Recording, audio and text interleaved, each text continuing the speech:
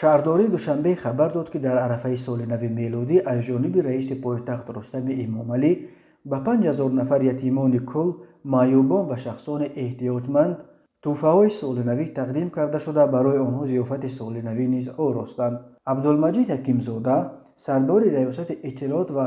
робитаҳои хориҷии дастгоҳи раиси шаҳри Душанбе ба хабаргузории Ховар гуфт: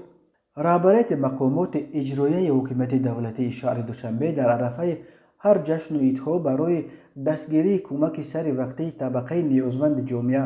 бахусус ятимону маъюбон чунин тадбирҳо меандешанд. ғамхорӣ дар ҳаққи ятимону маъюбон, бепарасторон, шахсони ниёзманд ва дастгирии онҳо дар сиёсати иҷтимоии роҳбарияти давлату ҳукумати ҷумҳурии Тоҷикистон аз ҷумлаи самтҳои муҳим буда, чунин анъана дар арафаи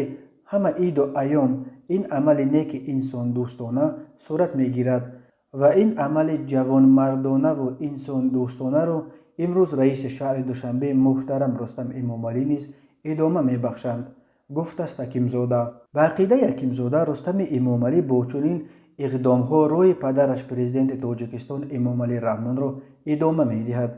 Рустами Эмомалӣ писари калонии президенти Тоҷикистон, ки 33 сол дорад, аз моҳи январи соли 2017 инак қариб 4 сол боз раҳбарии пойтахти Тоҷикистонро дар даст дорад.